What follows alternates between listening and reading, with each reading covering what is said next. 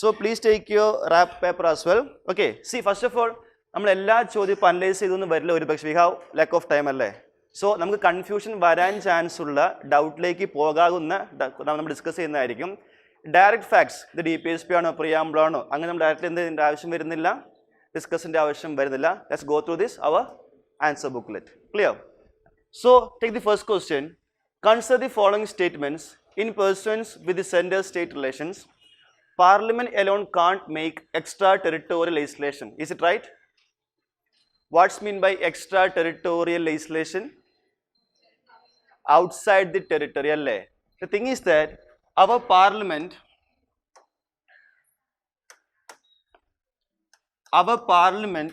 only our Parliament has the authority to make laws beyond the territory of India. Beyond Indian territory, only our Parliament and not by the state legislatures is about to make laws. That means, ഒരു Indian സിറ്റിസണുമായി ബന്ധപ്പെട്ട ഒരു കാര്യമായിക്കോട്ടെ, ഒരു Indian സിറ്റിസൺസിൻ്റെ വിദേശത്തുള്ള പ്രോപ്പർട്ടിയായി ബന്ധപ്പെട്ട കാര്യങ്ങളായിക്കോട്ടെ, our Parliament is authorized to make laws.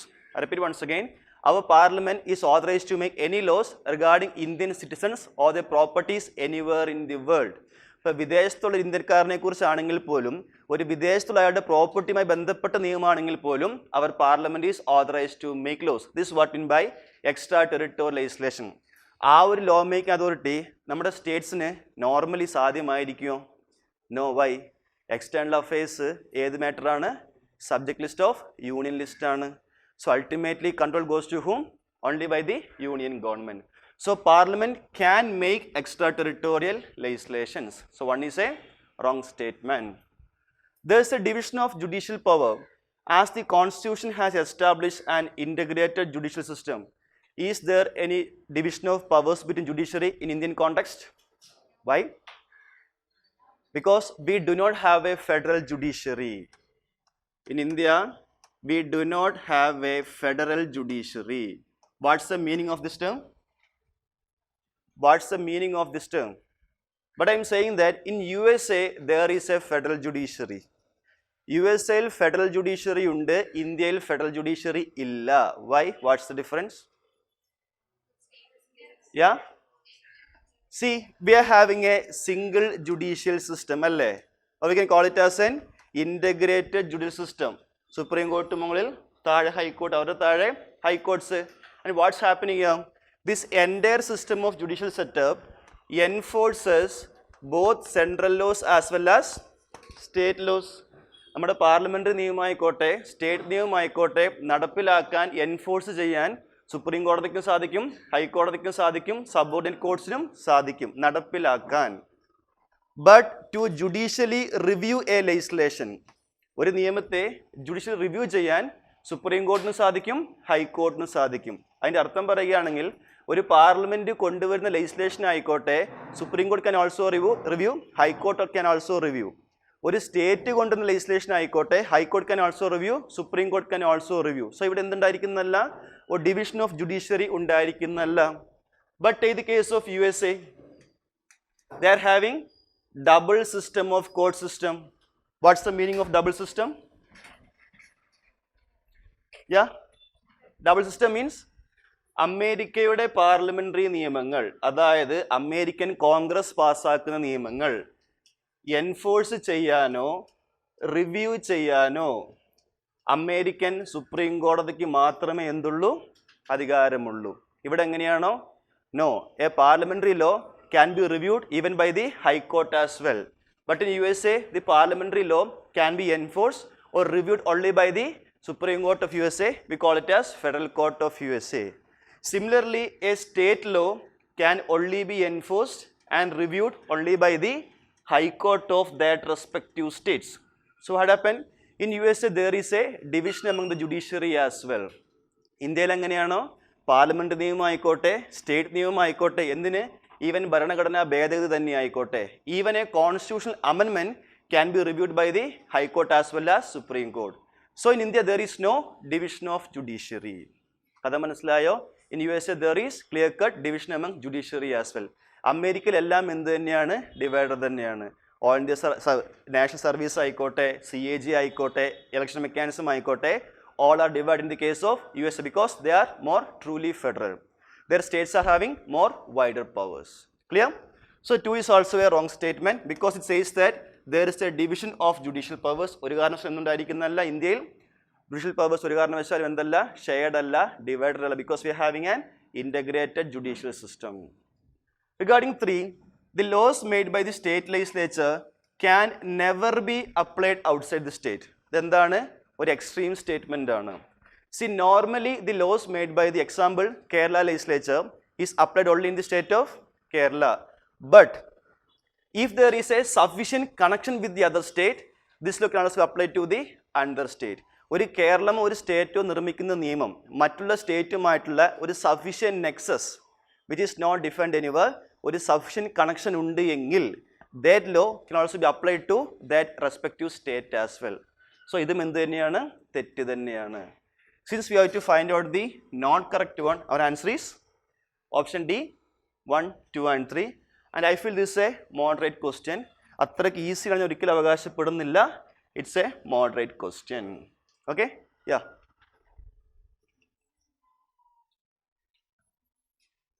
Yeah. See, currently I have no proper example for that. But first of all, what's mean by proper nexus? That's not defined anywhere. It can be anything. But if there is a strong connection with a state law to another state, there also this law can be implemented. That's what we can understand from this context. Okay. Next question. Consider the following statements regarding reorganization of states. The person mandatorily has to refer such a bill to the state legislature concerned and is bound by their opinion. See how we can alter the boundaries of a state. First of all, either a bill has to present Lok Sabha or Rajya Sabha. Before that, prior recommendation of president is needed for introducing that bill. Before that, the president has to refer the matter to the concerned legislature. That is mandatory. President has to mandatorily refer the same matter to the respective state legislature. That is mandatory thanneyaanu, adu nirbandham thanneyaanu. But whether he is bound by the views of the state legislature? Never. State എന്ത് പറഞ്ഞാലും പുള്ളിക്ക് പുള്ളിയുടെ പോലെ തീരുമാനിക്കാൻ പാർലമെന്റിനെ പോലെ തന്നെ കാര്യങ്ങൾ മുന്നോട്ട് കൊണ്ടുപോകാൻ സാധിക്കും. They are not bound by the views of the state legislature. അല്ലേ? So one is a wrong statement. There is no need to make a fresh reference to the state legislature every time an amendment to the bill is moved and accepted in the parliament. See, yeah, once we present a bill, നമ്മൾ ഭാവിയിൽ ആ ബില്ലിന് amend ചെയ്യാൻ പോവുകയാണെങ്കിൽ ഓരോരോ vote നമ്മൾ സ്റ്റേറ്റിലേക്ക് അയച്ചു കൊടുക്കേണ്ട കാര്യം വരുന്നുണ്ടോ? ഒരു കാരണവശാലും അയച്ചു കൊടുക്കേണ്ട കാര്യം വരുന്നില്ല. Only once the president need to send the bill to the concern state legislature. അല്ലാതെ ആ ബില്ലിന് ഓരോരോ വട്ടം ഭേദഗതി വരുന്ന സമയത്തും രാഷ്ട്രീയ നിന്ദിന്റെ കാര്യം വരുന്നില്ല. റെസ്പെക്റ്റീവ് സ്റ്റേറ്റിലേക്ക് ആ bill it's not mandatory to send again and again if there is a proposal to make any changes to the respective bill. So this is a right statement. Logic ഉപയോഗിച്ചാൽ മതി. ഇടയ്ക്കിടയ്ക്ക് അയച്ചുന്ന കാര്യം വരുന്നുണ്ട്. Why this a unitary feature? What's mean by unitary feature? Where central is having more powers. ഒരു സ്റ്റേറ്റിനെ organise ചെയ്യേണ്ട ഉത്തരവാദിത്തം ആരുടേത് മാത്രമാണ്?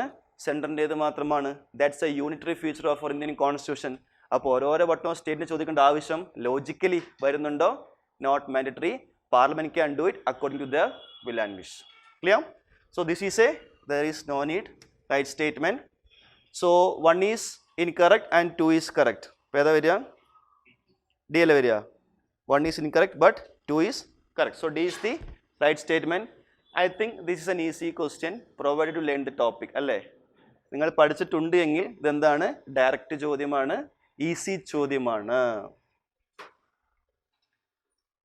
Next, regarding fundamental rights, this is also an easy question from my perspective. The fundamental rights are meant for promoting the idea of political democracy. ശരിയാണല്ലോ അല്ലേ? Fundamental rights for political democracy, DPSP for social and economic democracy. ഇതൊക്കെ direct fact തന്നെയാണ്. And they are not sacrosanct. That means that is not permanent. Yes, മുമ്പ് article 31 എന്തായിരുന്നു? Right to property was a fundamental right. It was deleted by 44th Amendment Act. That means അപ്പോൾ right to property permanent ആയിരുന്നു? ഒരിക്കലുമല്ല.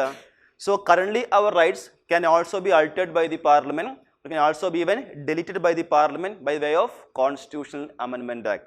That shows our rights are not at all permanent in nature. So, this seriyalle, it's a right statement. State can impose reasonable restrictions on the fundamental rights, but whether such restrictions imposed are reasonable or not can only be decided by the court. ശരിയാണ് അല്ലേ? Article 13 എന്ത് പറയുന്നു? If a law inconsistent with the provisions of the fundamental rights shall be void. അതിനെ void ആക്കാൻ ആരെ കൊണ്ട് സാധിക്കും? Supreme കോടതിനെ കൊണ്ട് സാധിക്കും, ഹൈക്കോർട്ടിനെ കൊണ്ടും സാധിക്കും. സോ ഒരു റീസണബിൾ റെസ്ട്രിക്ഷൻസ്, ഉദാഹരണം പറയുകയാണെങ്കിൽ ഇപ്പോൾ കോവിഡ് വന്നു, നമ്മളോട് പുറത്തിറങ്ങണ്ടെന്ന് ആര് പറഞ്ഞു? സ്റ്റേറ്റ് പറഞ്ഞു. Why? That violates the right to freedom of movement ആണല്ലോ. ഒരു കുഴപ്പമുണ്ടല്ലോ. വൈ? അത് റീസണബിൾ ആണെന്ന് നമുക്ക് എല്ലാവർക്കും മനസ്സിലാക്കാനും കഴിയുന്ന സാഹചര്യം തന്നെയാണ്. So state can impose reasonable restrictions. That's also a right statement. They are fundamental also in the sense that they are the most essential for the material, intellectual, moral and spiritual development of an individual. Explain ചെയ്യേണ്ട കാര്യം വരുന്നില്ല. That's also a right statement. Correct or not correct? Correct അല്ലേ? So the answer is option D, 1, 2 and 3. See, these are the direct features of fundamental rights. Fundamental rights ന്റെ ഒരു basic features ആണ്, basic facts ആണ് these questions. I think this also an easy question. അല്ലേ? How many made it wrong? Question number 3. Yeah, very few. അപ്പോൾ എന്ത് തന്നെയാണ്? Easy തന്നെയാണ്. Yeah. Okay. Next, regarding Article 18. What's Article 18? Abolition of titles. A foreigner holding any office of profit under the state cannot accept any title from any foreign state without the consent of the president. ശരിയാണോ? Yes. ഒന്ന്, Indian state ആർക്കും title കൊടുക്കത്തില്ല. അതുപോലെ തന്നെ ഒരു Indian citizen പുറത്തു പോയി title സ്വീകരിക്കാനും പാടുള്ളതല്ല.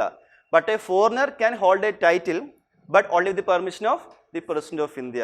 ഒരു ഫോറിനർ ഇന്ത്യൻ സ്റ്റേറ്റിൻ്റെ കീഴിൽ വർക്ക് ചെയ്യുന്ന ആളാണെങ്കിൽ, a foreigner working under the state of India, if he wants to get title from any foreign nation must get the permission of president of India. That's a true right statement. In 996, Supreme Court ruled that the national awards do not amount to titles under Article 18. അതും എന്ത് തന്നെയാണ്? ശരിയാണ്. ഈ Padma awards ആയിക്കോട്ടെ, പത്മശ്രീ, പത്മഭൂഷൺ, പത്മഭൂഷൺ അല്ലെങ്കിൽ ഭാരതരത്ന ആയിക്കോട്ടെ, അത് അവാർഡുകൾ, അത് ടൈറ്റിൽ അല്ല എന്ന് ആര് വ്യക്തമാക്കിയിട്ടുണ്ട്? സുപ്രീം കോടതി വ്യക്തമാക്കിയിട്ടുണ്ട്. സുപ്രീം കോടതി also clarified that these are just awards. ഇത് അവാർഡുകൾ മാത്രമാണ്. Why? We must recognise the merit of a person. ഒരു വ്യക്തിയുടെ കഴിവ് നമ്മൾ അംഗീകരിക്കേണ്ടിയിരിക്കുന്നു. So we must give awards to them and this does not amounts to title എന്ന് സുപ്രീം കോടതി ക്ലാരിഫൈ ചെയ്തിട്ടുണ്ട്. So that's also a right statement. So answer is option C, both 1 and 2. C, during discussion നിങ്ങൾക്ക് എന്തെങ്കിലും ഡൗട്ടുകൾ വരികയാണെങ്കിൽ ചോദിക്കാൻ മടിയൊന്നും കാണിക്കേണ്ട, ധൈര്യമായിട്ടും ചോദിക്കാവുന്നതാണ്. Most probably അത്തരം ക്വസ്റ്റ്യനായിരിക്കും നമ്മളിവിടെ ഡിസ്കസ് ചെയ്യുന്നത്. Regarding various veto powers of the president, what's mean by absolute veto? See, normally how many types of vetoes are there? Absolute veto, suspensive veto, qualified veto and pocket veto. What is absolute veto? Nothing but withholding assent to the bill. അല്ലേ? ഒരു bill പാസ്സായി രാഷ്ട്രപതി പറയുകയാണ് I am not going to sign this bill. അതിൻ്റെ അർത്ഥം എന്താണ്? ആ bill ഒരിക്കലും ആക്ട് ആകാൻ പോകുന്നില്ല. That bill will never become an act. That's what meant by absolute veto. What's the difference between suspensive veto and qualified veto? What is suspensive veto? Yeah, nothing but returning the bill. Alle, Rashtrapati or the president can return a bill back to the legislature. So once a bill is returned by the president of India back to the parliament, if that parliament again passes by the same ordinary majority, അതേ ഭൂരിപക്ഷത്തിൽ തന്നെ പിന്നെയും പാസ്സാക്കുകയാണെങ്കിൽ രാഷ്ട്രപതി must sign the bill. And what is qualified veto? This is also returning the bill back to the legislature. But in this case, the parliament must again pass it by using a higher majority. അതായത് മുമ്പ് simple മെജോറിറ്റിയിലാണെങ്കിൽ now they must pass by using a special majority. And once it is passed by using a higher majority, this automatically becomes an act even without the signature of the president. And see, this veto is not used by the Indian president but used by the president of USA. ഈ mechanism ഇന്ത്യയിലില്ല. Which one? Qualified veto. But present in the United States of America. So in USA what happened means, once a president returned the bill or once the president of USA enjoys his qualified veto, that bill again come back to the Congress. What is Congress? Name of American Parliament. And this Congress pass it by using a 2/3 majority. ആദ്യം അവർ പാസ്സാക്കിയത് simple മെജോറിറ്റിയിലാണ്. രാഷ്ട്രപതി qualified wheat enjoy ചെയ്യുകയാണെങ്കിൽ that bill must be passed again by a higher majority. As per their constitution it is 2/3 majority. അങ്ങനെ return ആക്കിയ bill ഒരു higher മെജോറിറ്റിയിൽ പാസ്സാകുകയാണെങ്കിൽ even if the president does not give assent to the bill becomes an act. But normally the president signs the bill. ചെയ്തില്ലെങ്കിലും ഒരു കുഴപ്പമില്ല എന്ന് പുള്ളിക്ക് നന്നായിട്ട് അറിയാം. So normally what he does, he just signs the bill. But regarding, see, their constitution says that if the president of USA is not willing to give assent to the bill, he must mandatorily reserve the bill to the legislature within 10 days time period. So in USA, as per their constitution, അവർ വ്യക്തമായിട്ട് പറയുന്നുണ്ട്, ഒരു American രാഷ്ട്രപതി ഒരു bill sign ചെയ്യാൻ കൂട്ടാക്കുന്നില്ല എങ്കിൽ അദ്ദേഹം just 10 ദിവസത്തിനകം bill return അയക്കണമെന്ന് അവരുടെ ഭരണഘടന മാൻഡേറ്ററി ആയിട്ടും പറയുന്നുണ്ട്. So he must send the bill back within 10 days time period. നമ്മുടെ രാഷ്ട്രപതിക്ക് അങ്ങനെ ടൈം ലിമിറ്റ് ഉണ്ട് എവിടെയെങ്കിലും? നോ. അവർ ഭരണഘടന does not give any such time limit to the President of India. That is what meant by this pocket veto. So what is pocket veto? Without taking any action, he can keep the bill pending indefinitely for any number of times. So whenever the person enjoys his pocket veto, പുള്ളി sign ചെയ്യുന്നില്ല, reject ചെയ്യുന്നില്ല, റിട്ടേണും ചെയ്യുന്നില്ല. He is taking no action. Why? Because ഇത്ര സമയത്തിനകം within which this time period action എടുക്കണമെന്ന് ഭരണഘടന എവിടെയും പുള്ളിയോട് ആവശ്യപ്പെടുന്നില്ല. So without taking any action, without signing the bill or without rejecting the bill or without returning the bill, he can keep a bill pending for indefinite number of time period. Clear? This is what meant by pocket veto. Now let's compare statement number 2 and statement number 3. Wait. കഥ മനസ്സിലായോ? 4 types of vetoes. Fine. So qualified veto can be overridden by the legislature with an ordinary majority ആണോ? അല്ല, by a higher majority ആണ്. Suspensive veto can be overridden by a higher majority ആണോ? അല്ല, by using the ordinary majority ആണ്. ഇത് അങ്ങോട്ടും ഇങ്ങോട്ടും മാറ്റിയിട്ടു എന്ന് മാത്രം. So here statement number 1 is the only right statement. Since we have to find out the not correct answer, our answer is C, that is 2 and 3. I think this is also an easy question provided you know the 4 types of vetoes. ഇത് ഒരു കാരണവശാലും എന്തല്ല, medium പോലുമല്ല, very easy question തന്നെയാണ്. Okay? Next, regarding dissolution of the Lok Sabha. Which among the following happens upon the dissolution of the Lok Sabha? See, normally when a Lok Sabha is dissolved, pending billugal ആയിക്കോട്ടെ or pending motions ആയിക്കോട്ടെ gets lapses. What's the meaning of term lapse? End ആകുന്നു, expiry ആകുന്നു. But certain bills does not lapse upon the dissolution of the Lok Sabha. That's the question asked here. So upon dissolution of Lok Sabha എന്ത് സംഭവിക്കും? Bill pending in the Lok Sabha lapses ആണോ? അത് ശരി തന്നെയാണ്.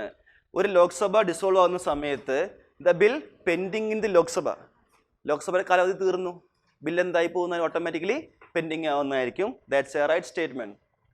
Also bill passed by the Lok Sabha but pending in the Rajya Sabha also lapses. That's a right statement. Lok Sabha പാസ്സാക്കിയ ബില്ലാണ് എങ്കിലും രാജ്യസഭയിൽ പെൻഡിങ് ആയിരിക്കെ പാസ്സാവുന്നതിന് മുന്നോടിയായിട്ട് നമ്മൾ Lok Sabha പിരിച്ചുവിടുകയാണെങ്കിൽ that bill also becomes lapses. So 1 ഉം 3 ഉം lapse ആവുന്നതായിരിക്കും. 2 is not. Bill pending in the Rajya Sabha but not passed by the Lok Sabha does not lapse ആണ്. അതിൻ്റെ അർത്ഥം രാജ്യസഭയിൽ ഒരു ബിൽ പെൻഡിങ് ആയിരിക്കെ ലോക്സഭയിൽ നമ്മൾ ആ ബില്ല് അവതരിപ്പിച്ചിട്ട് പോലുമില്ല. ഹൗ? ഇവിടെ പാസ്സായാലേ ഇങ്ങോട്ട് നമുക്ക് അയച്ചു കൊടുക്കാൻ സാധ്യമാവുകയുള്ളൂ. So bill pending in the Rajya Sabha but not passed by the Lok Sabha does not lapse. അതിൻ്റെ അർത്ഥം ഇവർ സമയമെടുത്ത് പാസ്സാക്കിയതിനു ശേഷം പുതിയ ലോക്സഭയ്ക്ക് അയച്ചു കൊടുക്കുകയാണെങ്കിൽ അവർ പാസ്സാക്കുകയാണെങ്കിൽ it can become an act. So second statement does not lapse upon the dissolution of the Lok Sabha. So ഏതൊക്കെയാണ് സംഭവിക്കാൻ ചോദിച്ചിരിക്കുന്നത്? So 1 is a right statement, 3 is a right statement. Also see, the bill sent to the president for assent എന്താവുന്നില്ല, does not lapse ആണ്. Bill called for a joint sitting also does not lapse. Bill returned by the president of India also does not lapse. So only this category 1 and category 3 lapses upon the dissolution of the Lok Sabha. നിങ്ങൾ ആരും പേടിക്കണ്ട, നമ്മൾ ഭാവിയിൽ Parliament എടുക്കുമ്പോൾ വിശദമായിട്ട് പഠിക്കുന്നതായിരിക്കും. Okay, so here answer is correct അല്ലേ? So 2 ആണ് കറക്റ്റ്. സോ ബി ഓൺലി 1 അല്ലേ?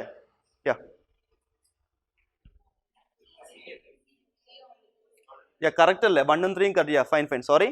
So C only 2. ഞാൻ തെറ്റ് പറയുകയാണ്, ഒന്ന് തിരുത്തണം കേട്ടോ. എല്ലാ ഓപ്ഷൻസ് ഓൾമോസ്റ്റ് ഒരുപോലെ ആയതുകൊണ്ടേ may be confused. Okay, regarding boundary dispute, our topic union and its territories. Supreme Court held that settlement of a boundary dispute between India and another country could be done by an executive action. Ano? Yeah, it's a right statement. This is a boundary dispute. We are not transferring our portion of land to a foreign nation. But see, to cede a portion of a land to a foreign territory, amendment is mandatory. എന്ന് കോടതി പറഞ്ഞ case ഏതാണ്? It's Barbary Union case. In Barbary Union case, Supreme Court clearly give an opinion to the President of India that to transfer a portion of our land to a foreign nation. അന്ന് case എന്തായിരുന്നു? West ബംഗാളിലെ Berubari union നമുക്ക് ആർക്ക് കൊടുക്കണമായിരുന്നു? ബംഗ്ലാദേശ് അല്ല, അന്നത്തെ east പാകിസ്ഥാന് കൈമാറണമായിരുന്നു. So we have a doubt regarding how to transfer this land to a foreign nation. So രാഷ്ട്രപതി as the opinion of the Supreme Court of India under which article? Yes, this mean by advisory jurisdiction of Supreme Court of India. What's mean by that? നമ്മുടെ ഭരണഘടനാപരമായിട്ടോ നിയമപരമായിട്ടോ നമുക്കൊരു വ്യക്തത കുറവുണ്ടെങ്കിൽ under our context, only the Rashtrapati of India can ask the opinion of Supreme Court of India. So അങ്ങനെ opinion ചോദിക്കുകയും supreme കോടതി പറയുകയും ചെയ്തു, to transfer a portion of our land we must do constitutional amendment. But Supreme Court also clarified that but to settle a boundary dispute. See, already boundary എന്താണ്? demarcated ആണ്. നമ്മുടെ കുറച്ചുപെട്ട ആൾക്കാർ അവിടെ പോവുകയും കുറച്ച് പേര് ഇങ്ങോട്ട് കയറി വരികയും ചെയ്തു. Boundary is already demarcated. This is our land and that is their land.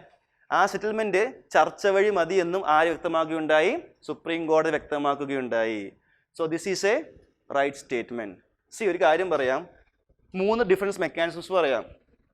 To alter the boundaries of a state, parliamentary legislation is sufficient ആണല്ലോ, by using a simple majority. ഉദാഹരണം പറയുകയാണെങ്കിൽ Andhra Pradesh was bifurcated to Andhra and Telangana, Jammu and Kashmir Jammu and union territory of Ladakh അല്ലേ? This can be done by using a simple majority of the Parliament by passing a normal ordinary bill. But to cede a portion of our land to a foreign nation, നമ്മുടെ രാജ്യം വേറൊരു രാജ്യത്തിന് കൈമാറി കൊടുക്കണമെങ്കിൽ അമെൻമെന്റ് under article 368 is mandatory. But to settle a boundary dispute or border dispute, executive action മാത്രം മതി. ഇവിടെ എക്സിക്യൂട്ടീവ് ആക്ഷനും ഇവിടെ ലെജിസ്ലേറ്റീവ് ആക്ഷനും ഇവിടെ കോൺസ്റ്റിറ്റ്യൂവന്റ് ആക്ഷനും. That's nothing but our amending the constitution. So 3 mechanisms having 3 different procedures. Clear?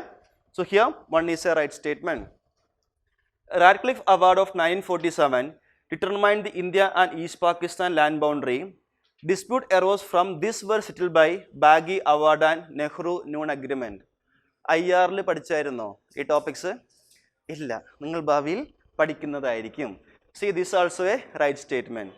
Because India Pakistan boundary തീരുമാനം ചെയ്ത കമ്മീഷനാണ് റാഡ്ക്ലിഫ് ബൗണ്ടറി കമ്മീഷനാണ്. ശരി തന്നെയാണ്. It also includes East Pakistan as well. ഭാവിയിൽ ഇഷ്യൂ വന്നു, അത് പരിഹരിക്കുന്നതിന് വേണ്ടിയിട്ട് we appointed various commissions. Among that is Baggy Commission as well as Nehru Noon Agreement. അതുവഴി അത് സെറ്റിൽ ആവുകയാണ് ചെയ്തത്. So that's also a right statement. So കറക്റ്റോ നോട്ട് കറക്റ്റോ? നോട്ട് കറക്റ്റ് അല്ലേ? അത് കറക്റ്റ്, ഇത് correct. So answer is neither one nor two. This is a moderate type of question. And easy ആണെന്ന് see depends.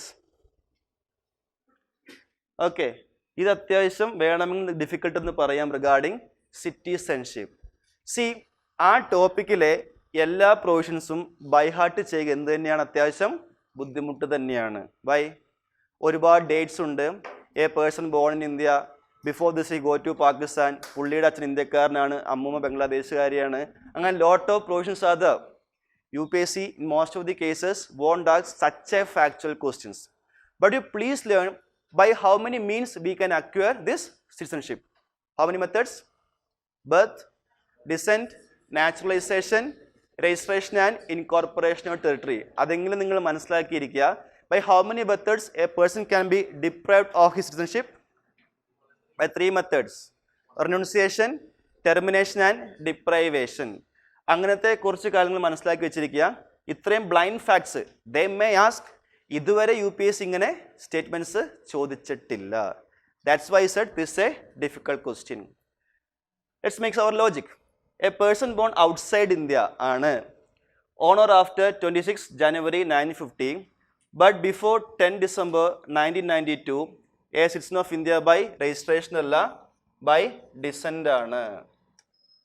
If his father is a citizen of India, അദ്ദേഹത്തിൻ്റെ father ഒരു citizen of India ആണെങ്കിൽ by descent ആ വംശം വഴി ആ lineage വഴി he can also be given this citizenship. So one is a wrong statement. Having adequate knowledge of a language specified in the 8th schedule. 8th schedule എത്ര languages ഉണ്ട്? 22 languages. Yes. Of the Indian Constitution is a ground for getting citizenship by naturalization. That's a right statement. ഒരു ഫോറിനർക്ക് ആ 22 ലാംഗ്വേജസിനകത്ത് ഒന്നിൽ expertise ഉണ്ടെങ്കിൽ അതുകൊണ്ട് വേണമെങ്കിൽ ഒരു വ്യക്തിക്ക് എന്ത് കൊടുക്കാൻ സാധിക്കും? പൗരത്വം കൊടുക്കാൻ സാധിക്കും. വേണമെങ്കിൽ. It's not mandatory. Who can decide? Ya, this is by naturalisation. This is by naturalization. So a foreigner, if having a sufficient knowledge in any of these 22 languages, the central government may confer him with citizenship. Not mandatory. It's the choice of the central government. So 2 is a right statement, 1 is a wrong statement. So answer is 1 is incorrect, 2 is correct. Okay.